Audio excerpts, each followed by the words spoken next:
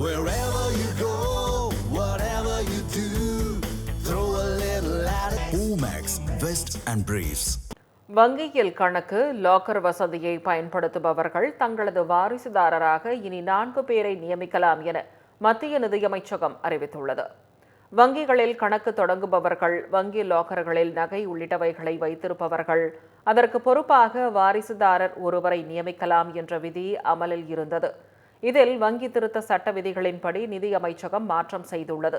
அதன்படி வங்கிகளில் லாக்கர் வசதியை பயன்படுத்துபவர்கள் இனி வாரிசுதாரர்களாக 4 பேரை நியமித்துக் கொள்ளலாம் என தெரிவிக்கப்பட்டுள்ளது.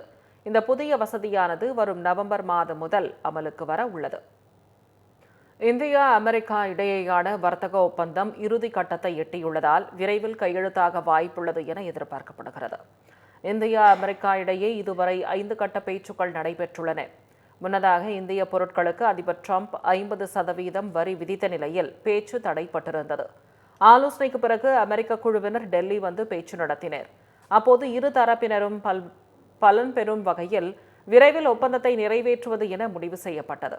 இதன் மூலம் இரு நாடுகளுக்கிடையிலான வர்த்தகத்தை $191 பில்லியன் $500 பில்லியன் மாற்றுவது என ஒப்புக்கொள்ளப்பட்டது. இந்நிலையில் இரு நாடுகளுக்கிடையிலான வர்த்தக ஒப்பந்தம் இறுதி கட்டத்தை எட்டியுள்ளதாகவும் கையெழுத்தாகும் நிலையில் உள்ளதாகவும் தகவல் வெளியாகியுள்ளது.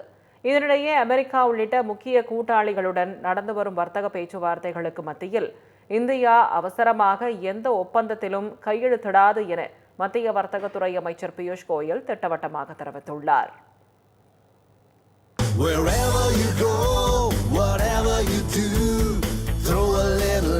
Omax, Vest and Briefs.